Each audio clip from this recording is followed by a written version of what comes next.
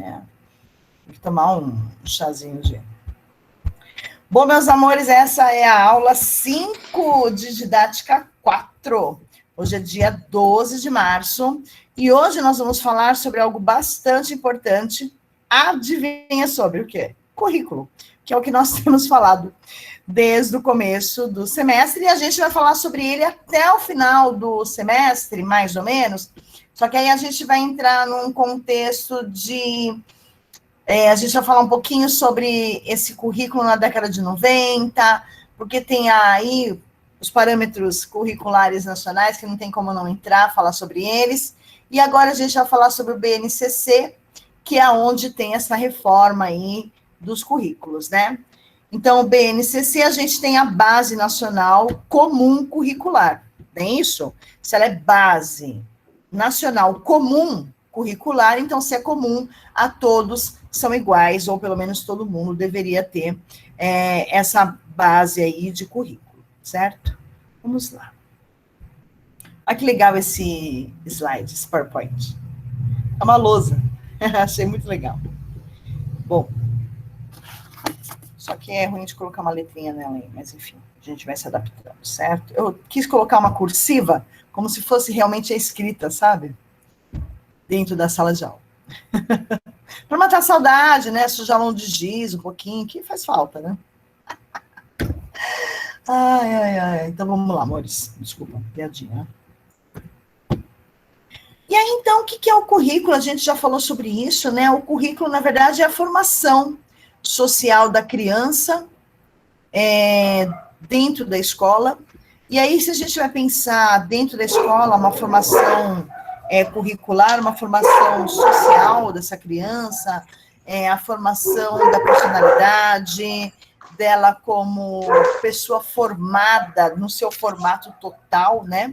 A gente precisa passar algumas coisas para esse aluno, e é claro que dentro do pensamento curricular, certo? Vamos lá. Ler um pouquinho para vocês e já explico, tá? Então, os conhecimentos essenciais que os alunos de todas as escolas do país devem aprender ano a ano na educação básica foram definidos pelo BNCC. Então, a formação básica, a educação básica, a base dela é através do BNCC, tá? O documento foi aprovado em 2017 e as redes de ensino tiveram até 2 anos, então 17, 18, 19, para implementar a Base Nacional Curricular, certo? Então, 2018, 2019, aí, esses anos que passaram, né, foram decisivos para, então, eles formarem esse novo currículo, tá? Essa formação inicial e continuada de professores, revisão de material didático e das matrizes de competência das avaliações. Então, acontece o seguinte, meus amores, essa mudança foi uma mudança não pequena, foi uma mudança grande, porque ela inclui o material didático. O que é o material didático, gente? Aquela apostila, o livro que o Estado entrega, que a prefeitura entrega, tá bom? Ele é todo revisado, ele foi todo revisado para 2020 ele iniciar top de linha, certo? Então, 2018, eles decidiram muita coisa.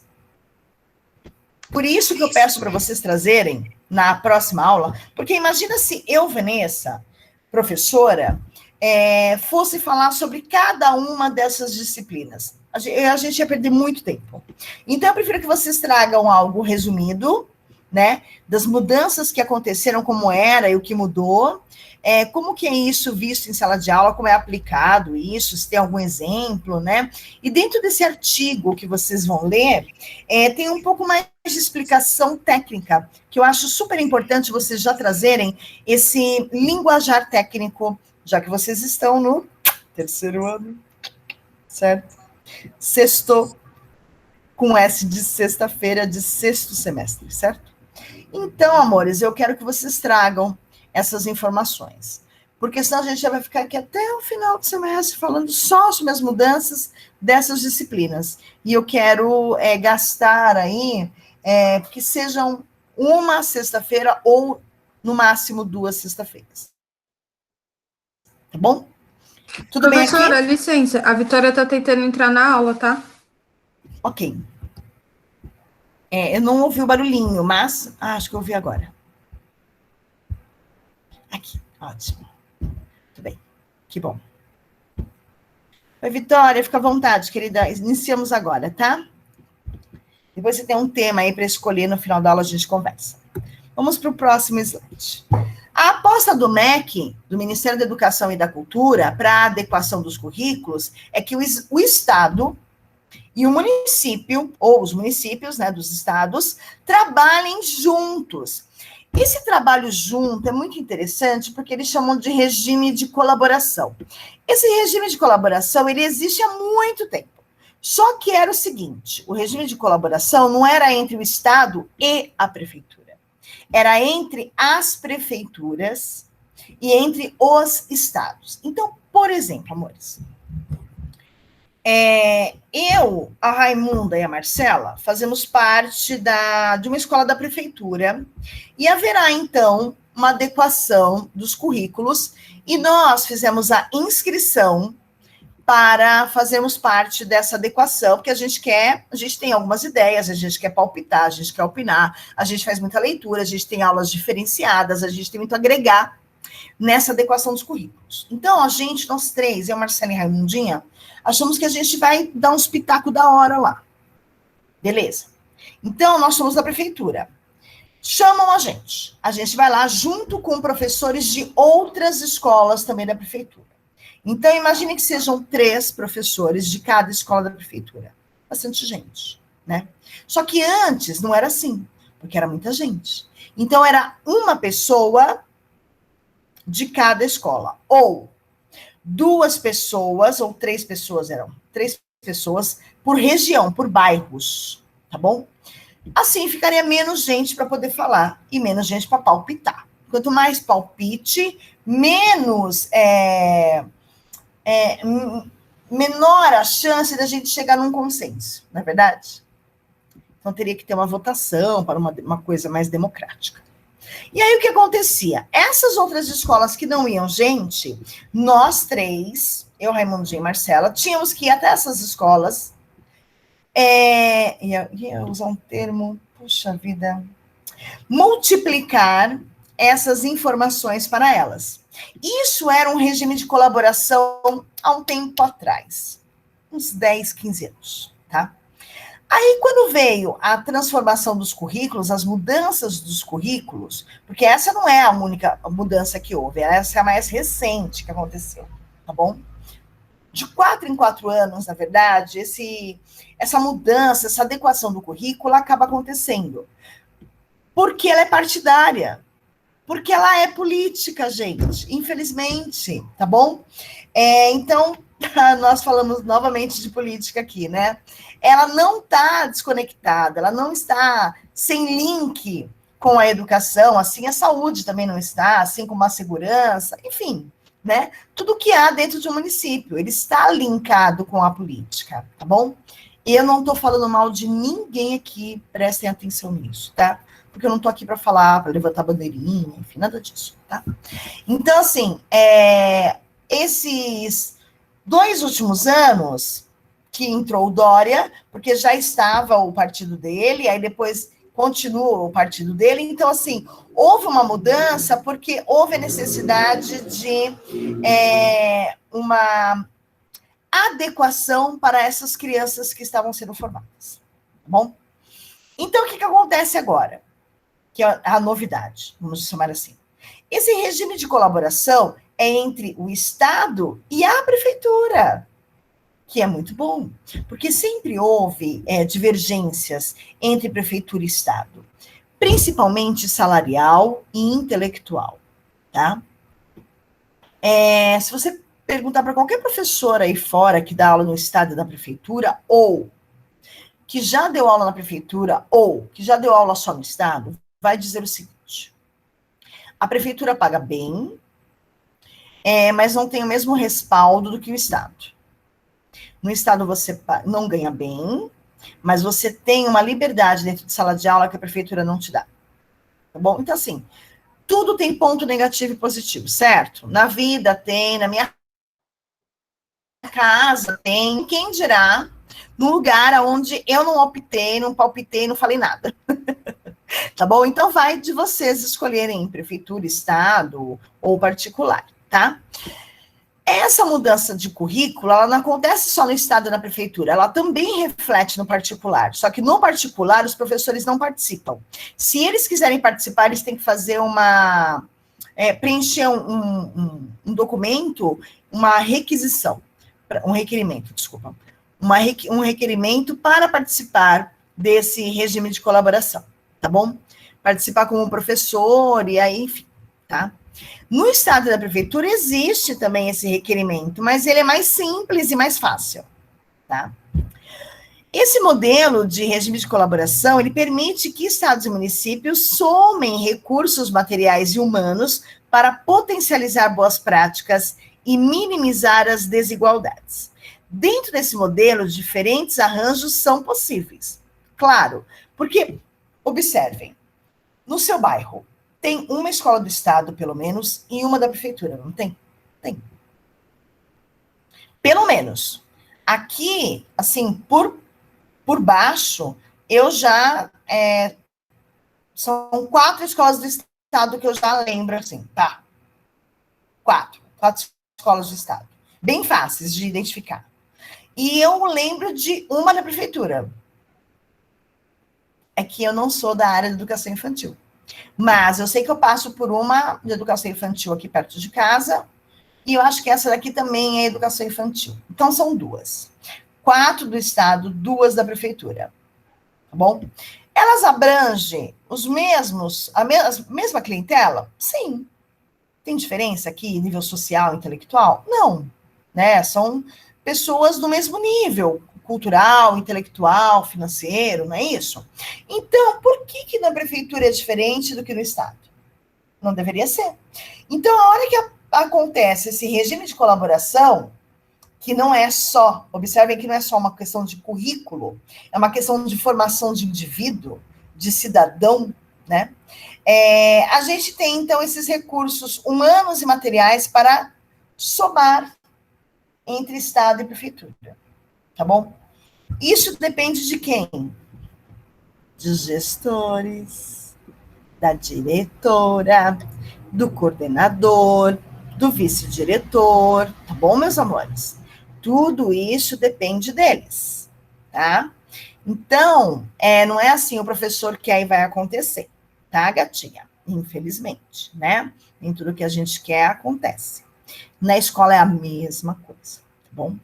O que faltam nas escolas do estado da prefeitura? Aí todo mundo vai falar assim, falta tudo.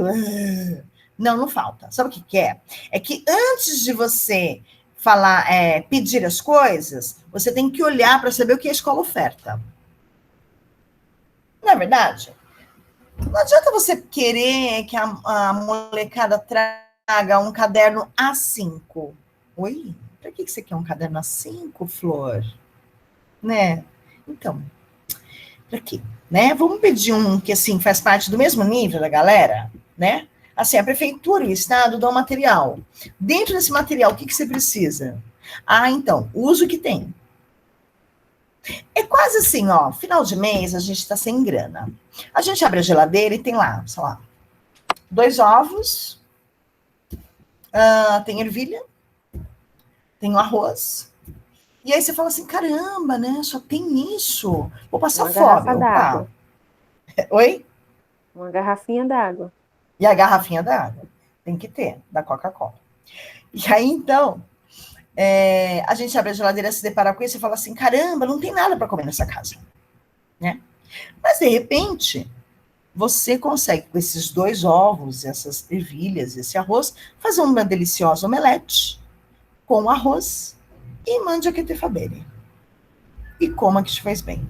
E pronto, você saciou sua fome. Não é? É assim que funciona dentro das escolas. O que a escola tem para ofertar? Não adianta você inventar coisa que na escola não vai ter, né, meu bem? Então, a gente tem que trabalhar com um bom senso. Se a escola é da prefeitura e do estado, você pergunta para a coordenação que materiais pedagógicos que a escola oferta. para o professor trabalhar em sala de aula. Será que é necessário mesmo? Né? E será que não dá para a galerinha trazer? Não, não dá. Normalmente, não dá, tá bom? Então, o que você vai fazer? Trabalhar com o que você tem. Tá? No particular, a oferta de material pedagógico é muito maior, porque existe aquela lista de materiais no começo do ano que é entregue para todos os pais, né, para comprarem as coisas, né? Teve uma época que era super abusivo, não sei se vocês lembram. Eu lembro que uma lista de materiais tinha até papel higiênico. Umas coisas que eu, assim, não sei o que acontece. Mas, enfim. A massinha, a canetinha, o lápis de cor, ele é super bem-vindo. Hoje a gente encontra por um precinho acessível. Mas na nossa época não era não. Você lembra, gente? Lembra, galera? Quem tinha aqueles lápis de cores de 36? Caraca, era rico, hein? Aquele tinha dinheiro, hein?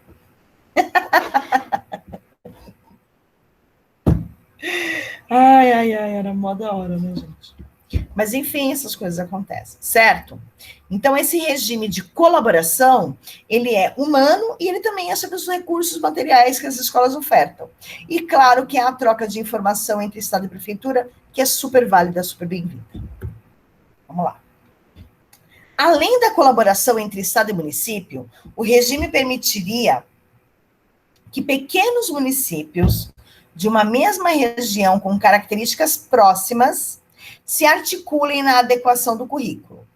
Por exemplo, a gente tem aqui a cidade de São Paulo, que é estupidamente grande, e aí nós temos, vamos pensar numa cidadezinha pequena do lado, Piracicaba. Não é pequena não, Piracicaba é grande. Ah, sim, é onde meu irmão mora, Santana de Parnaíba. Cidadezinha Ovo, gente, Ovo, uma ervilha. Ovo é grande, ervilha.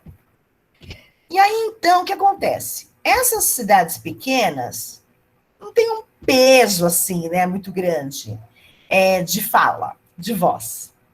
Então, o que eles fazem? Eles ficam juntos com outros municípios próximos que são maiores e conseguem ter as mesmas características. Então, por exemplo, Santana de Parnaíba e Cajamar são dois municípios pequenos. Essa é que eles têm as mesmas características. São cidades pequenas que estão crescendo horrores, crescendo de forma desordenada, as duas.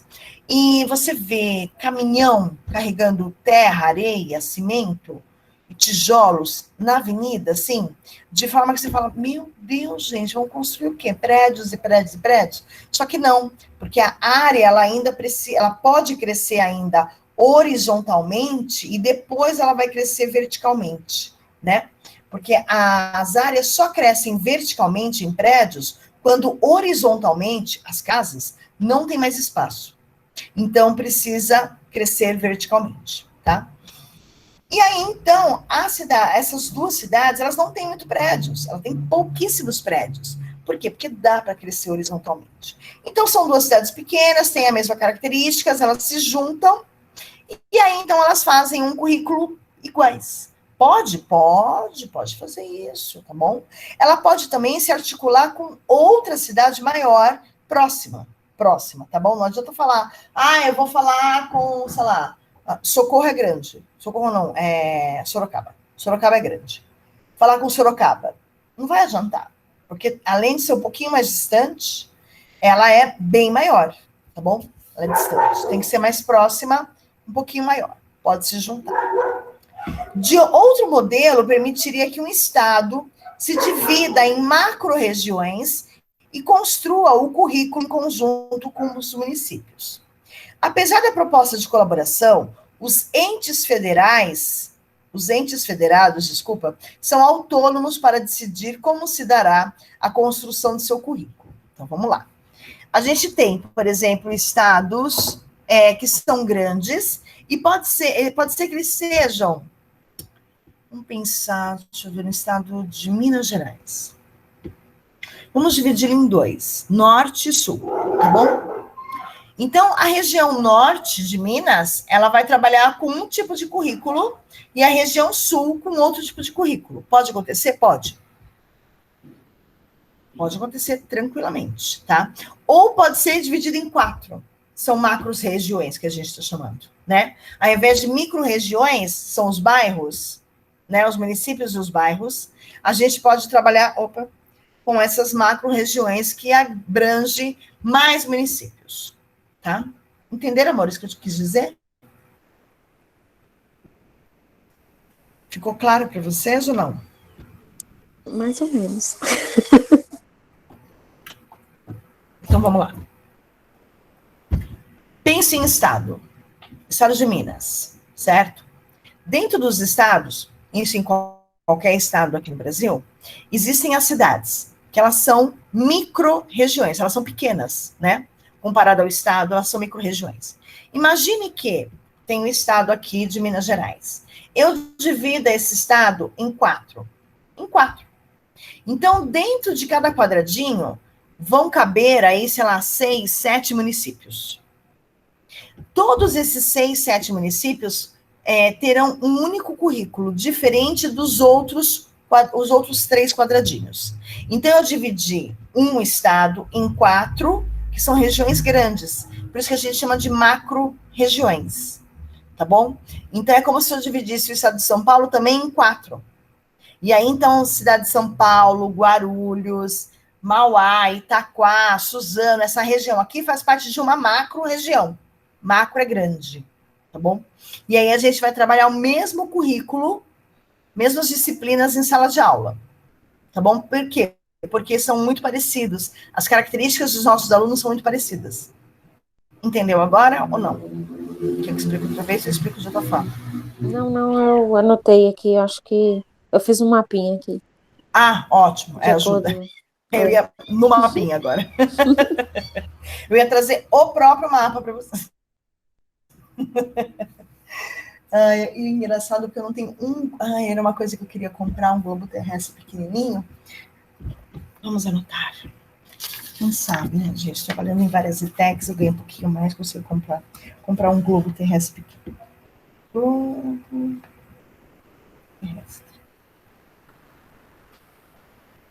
Eu tinha um grande quando eu era adolescente, mas não sei o que foi parar. Coitado, bichinho. Rodou. Beleza, então vamos lá. Outra orientação para os órgãos que estão mobilizando essas discussões, aí a gente pensa nos órgãos do Estado e da Prefeitura, né?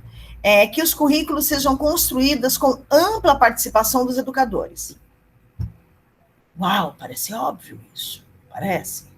Tipo, quem é que vai definir quais são as disciplinas que os alunos vão trabalhar? Quem você acha que é? Minha mãe? Quer dizer, meu pai? Minha avó? Minha irmã? Meu irmão? Ou eu, professora? Eu, professora, não é isso? Só que nem sempre isso acontecia. Por quê? Porque professores estavam ocupados, ou havia uma briguinha intelectual, política, filosófica, né? E aí, então, aquela decisão não era bem vista, não era bem-vinda, e os professores não queriam fazer parte. Teve uma época, uns 10 anos atrás, mais ou menos, em que haviam muitos pensadores da pedagogia, com aquele ar de intelectual, sabe? Aquele ar de, nossa, eu sei tudo, você não sabe nada. O cara nunca tinha entrado numa sala de aula. Se você pegava o texto dele para poder fazer uma leitura, você fala, cara, esse cara, ele só entrou para dar aula, sei lá, acho que em Harvard, em, sei lá, Notre Dame, que tem uma faculdade, enfim, ou no Mackenzie, ou na PUC, na USP, alguma coisa assim. Porque, de verdade, ele nunca entrou no 6º ano da escola que eu dava aula, lá no meio da favela, que era Belinha, de Guarulhos. Nunca. Então, assim, a gente olhava e falava, cara, esse cara não tem noção do que é uma sala de aula de verdade, né? E isso acontecia muito. Até que os professores resolveram brigar por. E eu acho que nós, professores, temos que brigar por participar dessa mudança, essa organização curricular que acontece. Porque somos nós que estamos ali, ó, dando cara a tapa e conhecendo os nossos alunos, tá bom? Assim, o processo terá legitimidade na implementação e os educadores poderão trazer suas experiências para o documento que será a referência para todas as etapas de ensino. É lógico, né?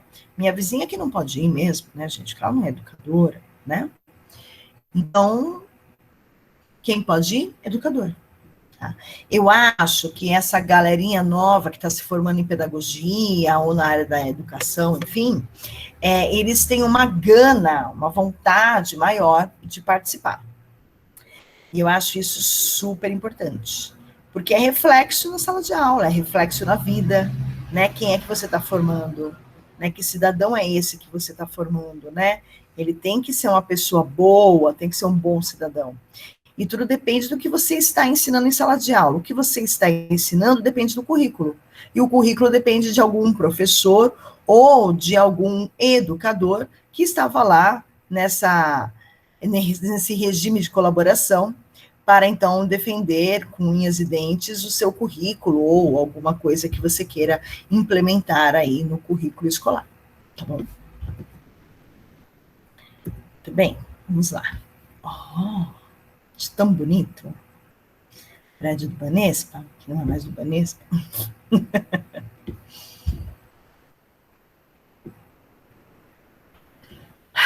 Que pena que estamos distantes. Seria tão bom a gente visitar alguns lugares. Mas, enfim. Ô, Vanessa, quando eu trabalhava ali na Líbero Badaró, tem aquele edifício, é Martinelli, né? Nossa, quando eu entrei lá, que faz muita visita, tem muitas pessoas que fazem visitação. Falam que é um dos prédios mais altos que tem em São Paulo, né? Ali no centro, né? É deslumbrante quando sobe, nossa, você vê São Paulo todinho. É desbundante demais. É o Farol do Santander, né? Que é esse daqui. Ah, esse aqui? Que ele era Banespa e agora virou Santander, né? Então mudou o nome também dele. Mas tem que marcar visitação. E para ir ao café dele, que é nos últimos andares, também tem que marcar horário para ir até lá. Não na pandemia, independente se é pandemia, tá bom? Sim. É ali na Paulista, Ana? Não, ele é no Centro Velho. Centro Velho. Ali, Rua Boa Vista, Líbero Badaró. Ah, sei. Aquela coisa ali. Que ali na Paulista também tem um. Aonde? Na Paulista? Eu só não sei onde que é, professora, mas eu vejo muita gente, uma colega minha foi lá também e diz que é muito lindo lá em cima. Na Paulista não tem o Farol Santander. Na Paulista a gente tem o Sesc Paulista, que ele tem uma visão incrível, maravilhosa, e os paracorpos, eles são todos de vidro. Então dá para você tirar uma foto ali, nossa, se acabar ali, que é maravilhoso. Muito lindo, muito lindo. E uma parte do chão também é de vidro. Então, assim, você fica pisando ali em cima, como se você estivesse na calçada. É demais, é incrível. E o Centro Velho, na verdade, ele é muito bonito. Mas ele é muito bonito mesmo. Vocês chegaram aí no Centro Velho com a Renata, não foram? Lá no pátio... Ai, como é que chama? No pátio do colégio. Isso, no pátio do colégio. Mas só ali vocês foram? É só. Pensa nos lugares que a gente não conhece, é ali na Sé. Porque a gente assim, tem medo. Nossa, mas assim, é uns lugares muito, muito bonito. Eu peguei o ônibus uma vez da onde eu trabalho para lá. E ele me deixou lá em cima, eu não sei qual que é o nome, ali aí nos pontos, lá em cima, ó, depois, atrás da igreja, né? Da igreja católica. Gente, eu comecei a cortar caminho até chegar lá na Boa Vista. É cada lugar bonito. Eu falava, gente, eu tenho o quê? 40 anos, eu não conheço esses lugares aqui. Lá no centro tem a Rua da Quitanda, que ali tem uma cafeteria maravilhosa. Ai, como eu adorava ir naquela cafeteria. Nossa. Ana, eu ia lá para comer aquele bolo Red Velvet, que fala? Red Velvet. Eu amo esse bolo. E ali era o melhor. Era o melhor aquela cafeteria da Rua da Quitanda. Saudade de lá, ó. É muito gostoso, é muito bonito mesmo, é muito gostoso. É que a gente tem muito medo de andar, né? A gente só não pode ficar andando assim, tipo, nossa, que mundo eu tô. Que aí realmente você vai dar sorte pro azar, né? Mas a gente podia marcar de ir, porque é tão gostoso de ir ali tomar um café só. Ah, sim. Professora, eu acho que se você andar o dia todo ali, você não conhece tudo ainda. Não, não mesmo, não mesmo. Eu queria, por exemplo, entrar no Martinelli, que faz tempo que eu não vou. No Farol da Santander eu nunca fui. É vergonhoso até. Mas a gente corre muito o tempo todo, a gente tem medo de ir no centro. O Teatro Municipal, por exemplo, é maravilhoso. Mas não dá para ficar ali na frente. Então, eu quase fui assaltada ali. Ali não tem como. Eu andava muito ali subindo ali a 7 de abril, onde tem uma praça. Eu não sei o nome daquela praça, me deu um branco agora. A Praça da República? Não. Atrás da 7 de abril, aonde ele tem uns bares ali, tem uma praça, uma biblioteca, perto da São Luís. Não, Arouche está do outro lado. Outro lado. Não, ali está ali com. Você lembra onde era o Diário Popular, que agora é uma lanchonete Estadão? Você já foi nessa lanchonete? Sim, ali, já fui de madrugada, graças a Deus. Ali, mas ir no sentido como fosse indo para República ali. Aí você Praça daquela praça ali? Não, a Praça do Correio fica lá embaixo. Eu andei bastante ali no centro. João Mendes? Não, também não. Também não. Não, quando eu lembrar, eu falo o nome dessa praça. Fica ali, travessa ali com a São Luís, ali. Olha, é maravilhoso aquele pedacinho ali, nossa. Ai, como eu gostava. O Estadão, por exemplo, eu fui de madrugada para jantar. E tem arroz, feijão à noite, de madrugada, a hora que você for, tem comida. Tem feijoada de madrugada. Mas quem puder ir, depois que passar essa pandemia ali nessa lanchonete ali do Estadão, que era o antigo Diário Popular, né, ali, vale a pena, que o lanche de lá é maravilhoso, né? Ali é maravilhoso. O lanche de pernil dali é incrível. E não é caro, viu, meninas? Porque a gente acha que tudo é caro. Mas não é. Não. É bem acessível para o nosso bolso. No Estadão é barato, é gostoso, é bonito por ali. Tem uma praça ali grandona, que é a praça... essa praça que eu tô falando. É essa que você está tentando lembrar? Que em frente não tem uma praça ali? É uma biblioteca que tem ali, não é? Tem negócio de skate também, não é esse? Ali nós estamos subindo a Xavier de Toledo, aí pega o pedacinho da Consolação... E vem a São Luís ali, aquela Martins, que é o da Travessa Martins Fontes. Mas é ali, subindo Arouche, pega um pedacinho da Consolação. E ali tem uma, não sei se Praça Roosevelt. Praça Roosevelt. Não sei se é. É a Roosevelt que é ali. É a Roosevelt tem ali? Tem uns bares em volta, tem teatro. É esse mesmo. Ali. Ai, tem um bar ali que é só estilo anos 80. Não sei se você chegou a ver. Ele é só estilo anos 80. Tudo é anos 80. O prato é anos 80, o copo é anos 80, a comida é anos 80. É muito engraçado. Eu não fui nesse. Não?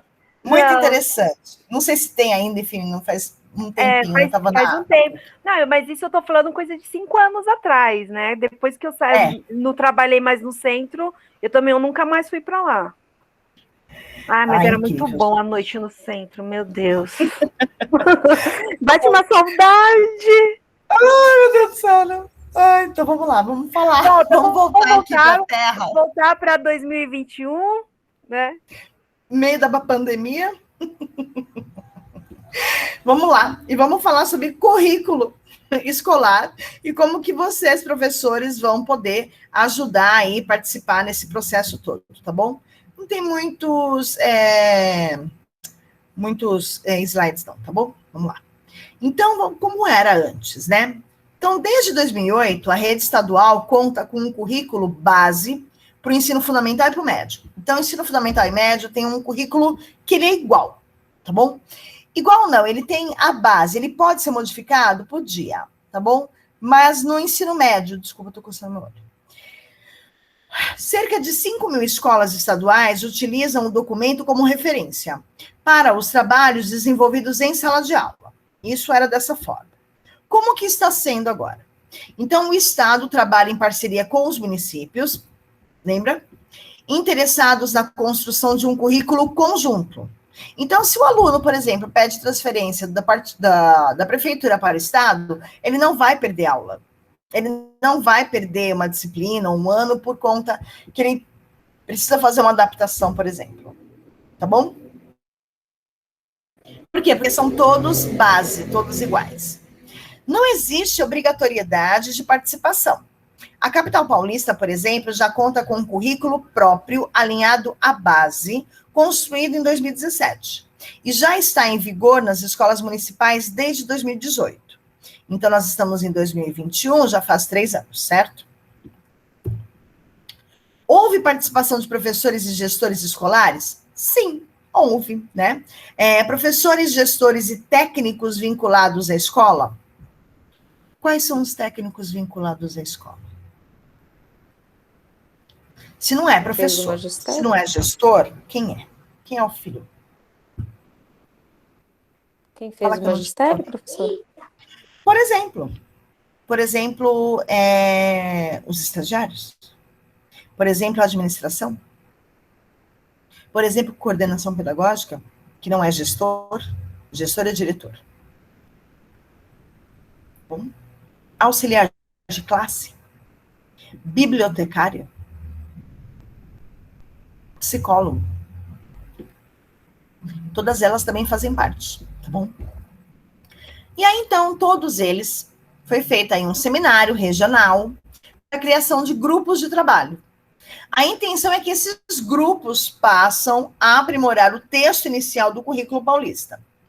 Outra forma de participação dos professores na construção do documento é por meio do envio de suas considerações sobre o texto. Então, ao invés de você participar desse grupo de trabalho, você, na verdade, manda através da Secretaria da Educação o que você pensa sobre a mudança, enfim, um texto que tem ali as suas considerações de mudanças de currículo, tá? É uma forma de participar? É uma forma de participar, tá bom? Além do currículo, outras políticas precisaram ser desenvolvidas ao longo dos anos. Foi necessário rever a formação inicial e continuada dos professores, além das matrizes de avaliação e livros didáticos.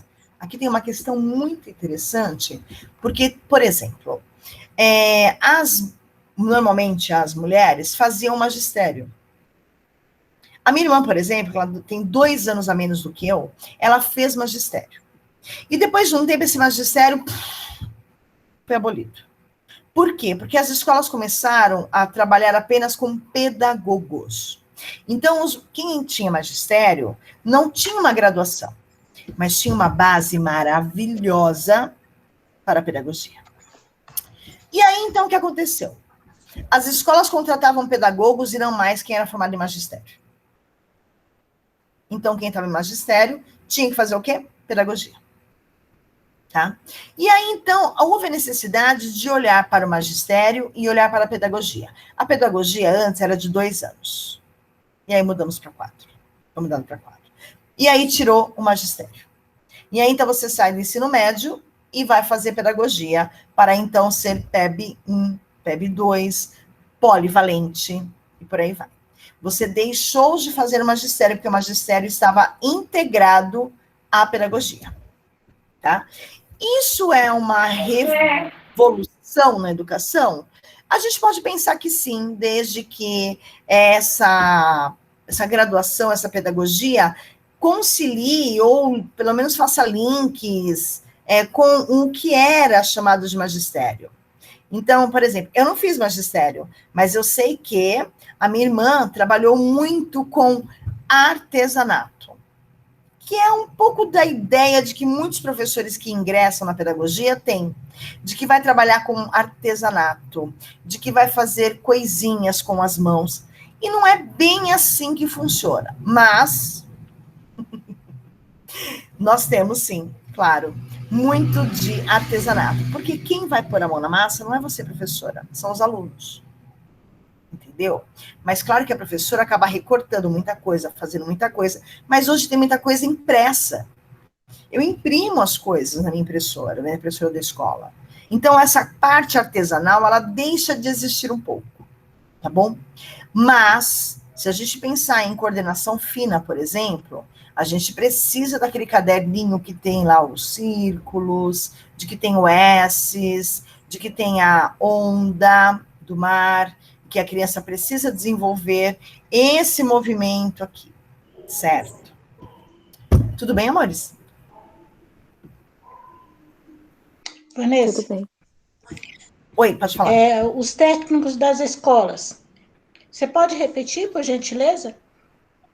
Posso sim. A gente pode pensar em estagiários. Estagiário, ajudante de sala. Isso, auxiliar de sala, que a gente chama, né? Isso, auxiliar de Isso. sala.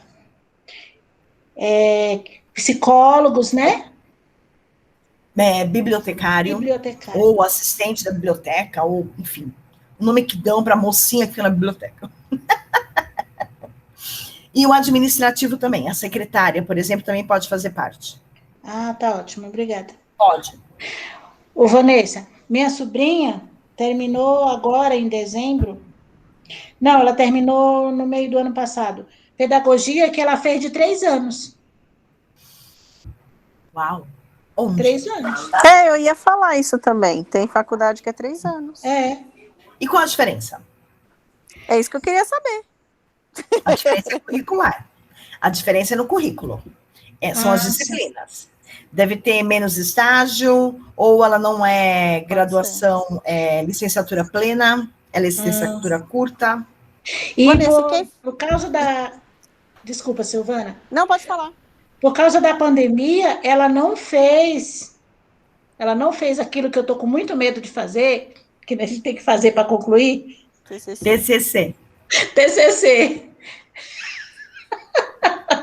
Então, por que não faz também TCC? Então, não fez. Que medo, hein? Faculdade é essa aí, filha? Unisquina. Posso falar né? qual que é a faculdade? Pode falar. Cruzeiro do Sul.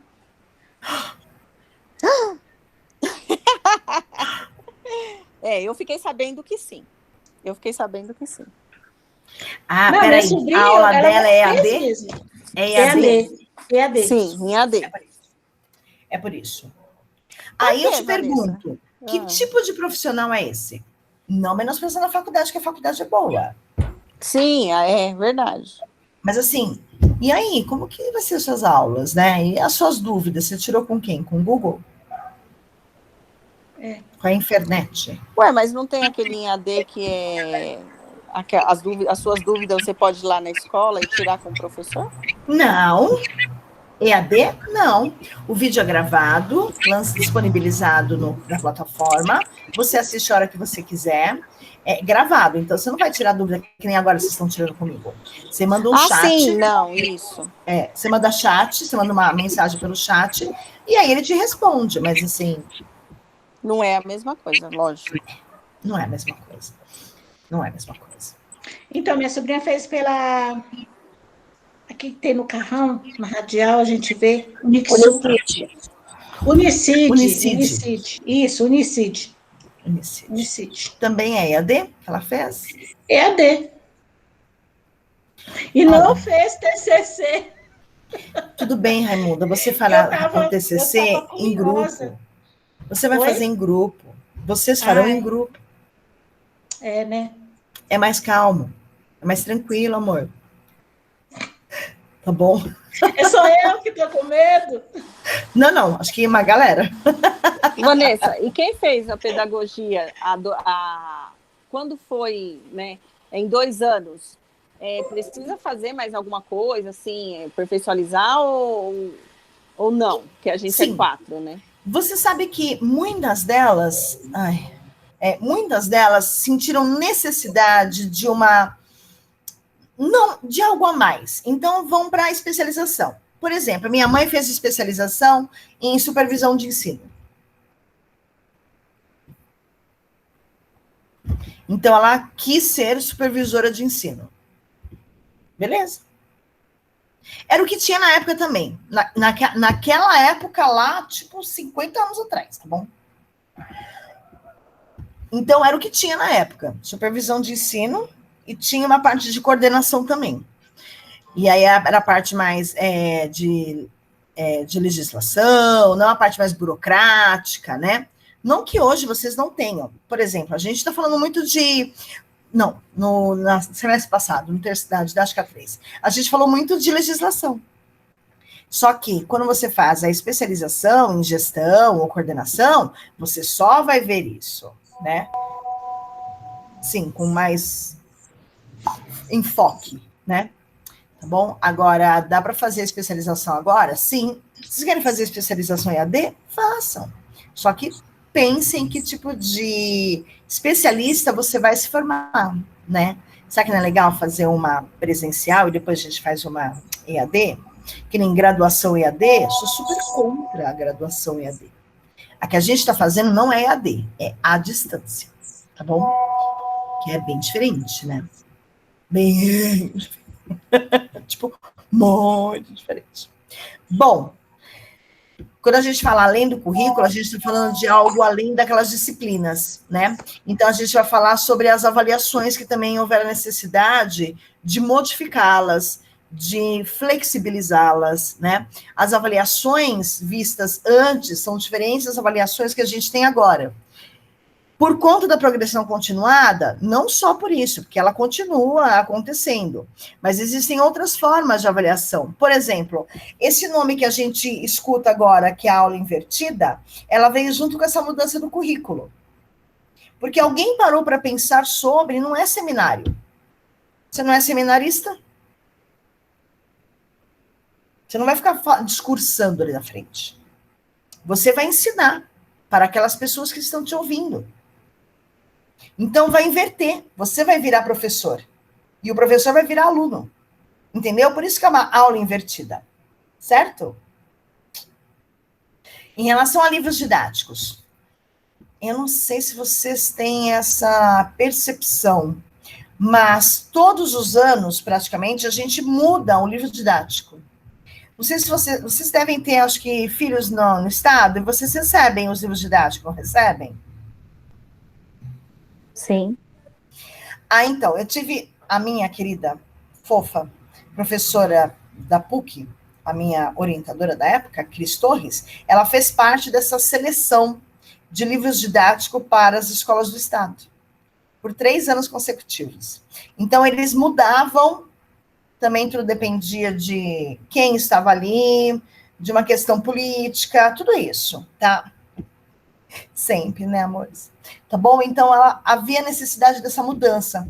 E ele era para o estado todo, que também era uma outra questão que a gente discutia bastante. Como que aquele aluno da área rural vai conseguir ter vontade de ler livros de histórias urbanas, por exemplo, né? Se não dialoga muito com eles, o vocabulário também é outro, enfim, né? Há um regionalismo, não tem como, né? Um micro-regionalismo. E, enfim, tudo isso, né? Em relação à linguagem. Mas também há necessidade de mudança dos livros didáticos dentro dessa regulação dos currículos, tá? Vamos lá. A primeira versão do currículo em São Paulo, então é rapidinho, acho que tem mais 2 ou 3 slides aqui só. Vamos lá. Em São Paulo, as redes públicas decidiram focar em um evento online informativo para apresentar informações sobre esse documento e o plano de trabalho para os próximos meses. O foco foi a construção dos currículos alinhado à base curricular e a proposta é que sejam feitas de forma colaborativa. Aqui nós estamos falando do Estado e da Prefeitura, beleza? Não existe a obrigatoriedade de se criar um currículo único para o Estado. Os municípios poderão fazer os seus próprios, mas nosso convite é que possam contribuir para essa construção. E quem disse isso foi a coordenadora estadual do BNCC, aqui dos municípios da educação. Então, durante o evento que houve aqui em São Paulo, em 2017, 18 e 19, ela diz o seguinte, de que há necessidade deles trabalharem juntos, o Estado e a Prefeitura, mas se o município, que é muito distante e um pouco desigual dos municípios mais próximos da área urbana, quiserem mudar os seus currículos, tudo bem, né? Mas é claro que a construção é de um único só currículo, ou os mais próximo possível que seja. Então, que nem eu estava dizendo outro dia, de que tinha ano na escola, de que a gente tinha aulas de filosofia, psicologia, sociologia. Aí tinha uma outra escola que não tinha sociologia, mas tinha filosofia e psicologia. Aí tinha uma outra escola que tinha psicologia e filosofia, mas não tinha sociologia, entendeu? Então havia essa bagunça toda e escolas mudavam o seu currículo. De 2018 para cá, essas mudanças não aconteceram mais, tá bom? Eu não sei se vocês estão sabendo, mas houve a inclusão da aula de música. Inclusive, eu vejo as aulas aqui com os meus filhos e fico surpresa, né? Aí, como a gente entende algumas coisas de música, assim, tem muita modificação, né? Eu acho que precisa ser, assim, mais melhorada. Mas eu achei, assim, um pontapé bem bacana, importantíssimo, porque foi uma coisa que a gente vem, é uma área de conhecimento que a gente vem falando desde quando a gente começou a estudar e que a gente não via, né, na escola do estado. E meus filhos agora têm. E é muito gostoso. Eu Muito assisto com eles. interessante. Mas alguém tem filho com aula de música? Com aula de espanhol? Minha filha.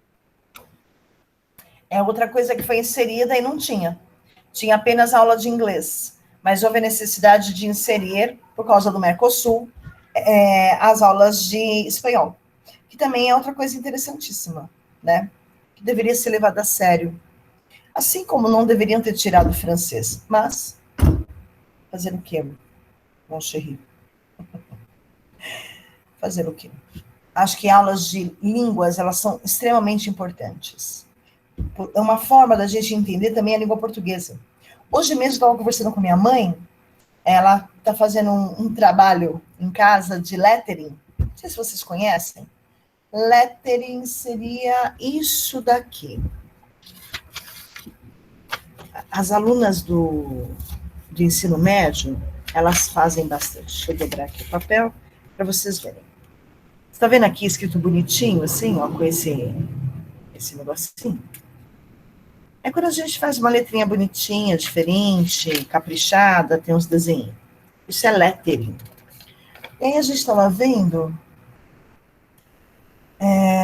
um livro não, uma agenda que essas adolescentes aí estão inventando e são incríveis. E aí, então, o nome dele era Book Journal. E aí eu falei para minha mãe, que sabe falar o francês e o italiano, disse, Vanessa, são duas palavras, uma em inglês e outra em italiano. Aí eu falei, como pode isso? Book, aí ela pronunciou journal. Eu falei, mas não é jornal que ela pronuncia journal. Eu falei, mãe, ela pronuncia as duas em inglês. Ela falou, não, ela pronuncia em italiano. Eu falei, não, você que é italiana. E aí a gente ficou discutindo o significado das palavras. Por quê? Porque ela tem uma visão do latim, que é o italiano e o francês, e eu com a visão do inglês, que não tem nada a ver com o latim, mas que, traduzindo para o português, nas três línguas é a mesma coisa. Então é muito engraçado, porque a gente fala sobre algumas outras línguas e a gente entende a língua portuguesa. Assim como, por exemplo, muitas palavras estrangeiras que a gente utiliza. Sutiã, abajur, todas elas são francesas. Né? Sutiã, abajur são francesas. E a gente nem sabe, né? Champanhe, Réveillon. Eu mesma não sabia. Então. É porque a gente escreve como em língua portuguesa, né? Sim. A gente já brasileirou a palavra. Que nem Réveillon. Réveillon muita gente não escreve Ano Novo. Porque não sabe, que realmente é difícil, diferente, né? Porque é estrangeiro. Internet é uma palavra estrangeira, né? Assim como Meet, Google e por aí vai, que a gente tem agora mais afinidade e intimidade, né? Então, há necessidade da inclusão das línguas estrangeiras, sim, para a gente não ficar aí boiando. Quem é isso? Para que serve? né? E é muito importante. E eu acho que também o pedagogo, ele não tem que ficar só ali naquela... Olha, esse final de ano eu vi muitas escolas bilíngues com um salário de 5, 6 mil reais. Só que tinha que ser bilíngue. Tinha que falar o inglês. E tinha algumas na Zona Leste, meu bem. Não é só Zona Sul, não. Até para estágio. Tem vaga de estágio que eles colocam lá. Que tenha curso de internet, né, intermediário ou avançado, e inglês intermediário ou avançado. Nem básico mais aceitam. É porque o básico você só fala substantivos, adjetivos e cores, e acabou. E o intermediário você precisa usar o sujeito, o verbo, o complemento. Eu acho que é muito importante vocês fazerem, porque é um diferencial.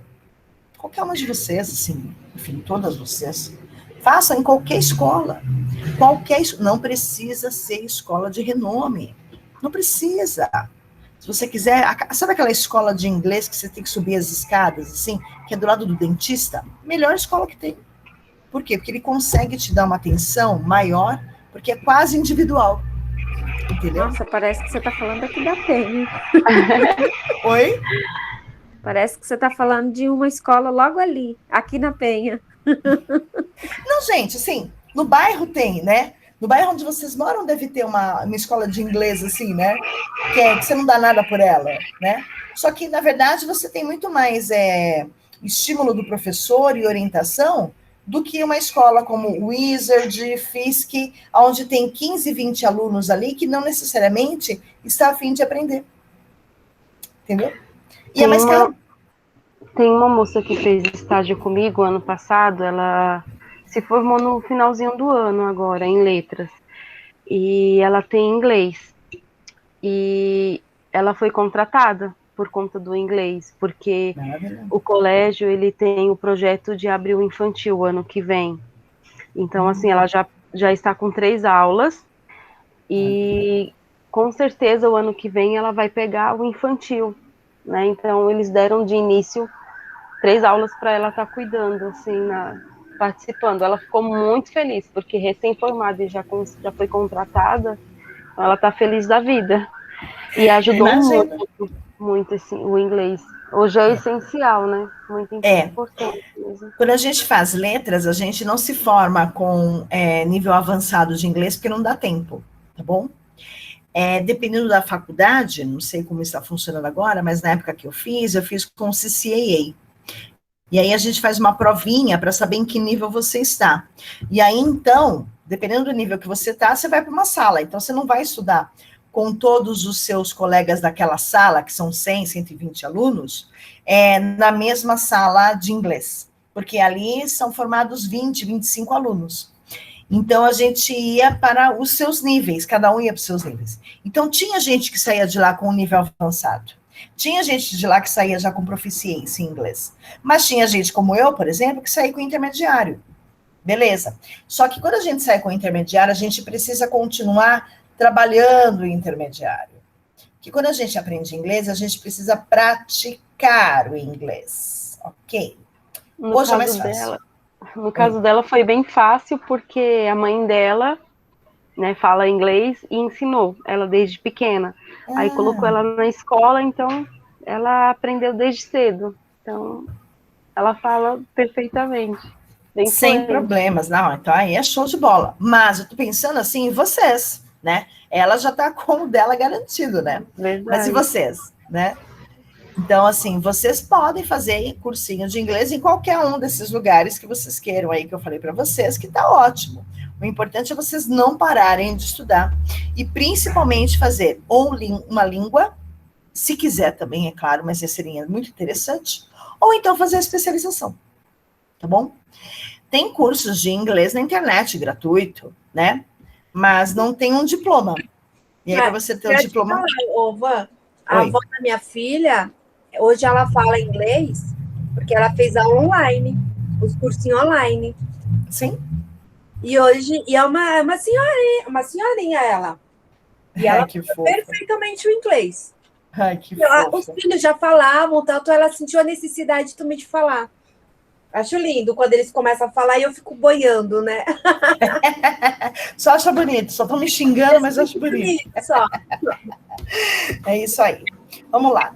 O plano de implementação para São Paulo inclui uma ação de mobilização para que os municípios compartilhem os currículos vigentes e os interessem nas secretarias de participação. Queremos que a versão inicial do currículo contemple a identidade trazida por essas contribuições que recebemos. Aí explica a Jane Rúbia, que é a coordenadora estadual do BNCC, tá bom? A versão preliminar é esperada para maio e deverá ser aperfeiçoada nos próximos meses. Então, no mês de maio de 2008, houve essa mudança ou aperfeiçoar. O que seria aperfeiçoar, gente? Assim, olha, teve erro, tá bom? A gente precisa arrumar. E isso é aperfeiçoar, tá bom? Da mesma forma que quando vocês forem fazer a apresentação da aula invertida para mim, que eu nem lembro quando que é, dessa disciplina de hoje, vocês também verão que podem aperfeiçoar ou melhorar o slide de vocês. É a mesma coisa, tá bom? Isso acontece muito. Por exemplo, lembro de alguma época de que as escolas de estado tiveram que recolher os livros porque havia erro, faltava páginas, enfim. Algumas coisas acontecem durante essas mudanças do currículo, tá bom? Tudo bem? Tudo bem. Então tá bom. Entendemos que a participação do maior número de pessoas contribuirá para que fique mais completo e o processo mais democrático. Claro, quanto mais gente participa, mais democrático é, mas tem um outro lado de que demora um pouquinho mais para decidir sobre as coisas, certo? Porque o democrático é aquele assim, a maioria prevalece, a maioria que ganha, certo? Que nem a gente fez agora. Quem quer aula direto? Levanta a mão. Foi democrático. Tá bom? Outra coisa que é garantido como democrático, todo mundo tem o direito de falar, tá? Isso é democrático. Acho que é o último. A sistematização de interesse em participar será feita a partir de uma pesquisa na qual os municípios responderão questões sobre o currículo em vigência que está acontecendo, se é próprio ou não, e se desejam compartilhá-lo. O convite também é aberto às redes particulares com interesse em colaborar, mesmo que não optem por fazer uso dele. Existem esses livros didáticos do Estado e da Prefeitura e que as escolas particulares não utilizam, certo? Mas o que a gente utiliza na rede particular desses livros? Dos livros, nada, mas do currículo, sim. Tá bom? Então, como eu disse, né, a escola particular, ela não é a primeira a ser chamada para trabalhar nessa colaboração, nesse regime de colaboração, né, mas sim o Estado e a Prefeitura, tá? Olha lá. Ah, sim, esse é o último. Se você, por exemplo, você está lá na escola, não fizer parte desse processo, não fizer parte dessa colaboração, tudo bem com você? O que vai acontecer com você? Nada, tá bom, gente? Você só não vai participar, vai deixar aí de fazer parte desses debates sobre a educação, tá? Então, assim, só isso, tá? Você não é obrigada a participar dessa mudança do currículo. Mas veja, se você não falou, se você não deu o seu pitaco, você não pode reclamar. Não é verdade? Então, isso acontece, tá bom? Se eu, por exemplo, sou alienada, tá? Não sei, vai ter mudança no currículo, não estou sabendo de nada, não. Aí você está dando aula e o seu livro para sempre para primeiro médio. E aí, então, o primeiro médio recebe os livros novos do ano. Você percebe que houve a mudança de um texto. Você percebe que houve a mudança de alguns exercícios. Isso é a mudança do currículo. Tá bom? Isso é a mudança. Você não fez parte, você não optou, você não pediu, você não falou nada. Mas essa é a mudança do currículo, tá bom? Os livros paradidáticos também têm sua mudança. Então, foi o que eu disse. todo ano é feita uma avaliação dos livros paradidáticos que existem. Quais são os livros paradidáticos, gente? Qual a diferença entre livro didático e paradidático? Didático é aquele que tem um ensino, que tem ali a gramática, as regras, a história, a geografia, as definições, certo? E o paradidático é como, por exemplo, esse livro aqui. Lucíolo, José de Alencar. É um paradidático, tá bom? Esse é um clássico da literatura, tá? Mas eu posso optar por outros. Posso, fala, amor.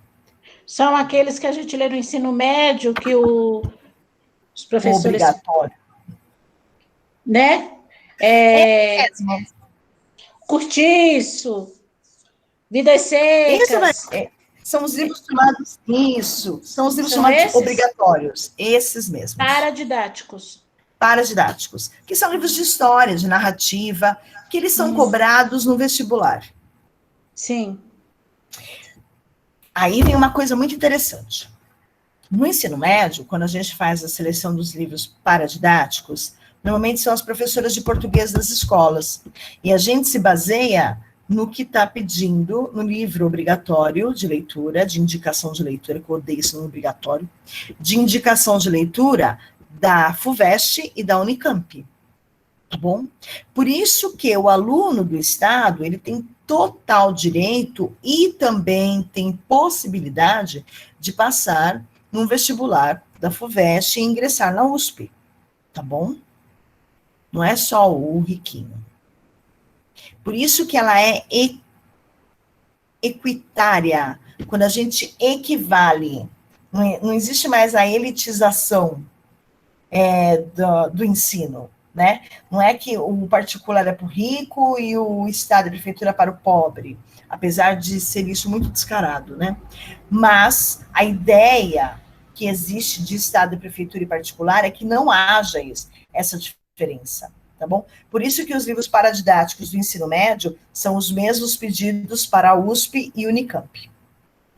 Professora, em 2004 foi quando eu terminei meu ensino médio, né? Eu fiquei um ano sem estudar porque eu estava doente, né? Eu não tinha condições. Aí eu terminei em 2004. Em 2004 eu me inscrevi para a FUVEST. Olha a dor de barriga que eu senti. Imagina. Professora, quando eu cheguei lá para fazer a prova, eu estava com tudo fresquinho. Eu não sabia nada. Tinha coisa lá que eu nunca vi na minha vida. Eu falei assim, gente, mas tem certeza que isso aqui era para mim mesmo? Eu não sabia fazer. Não tinha nada do que eu estudei.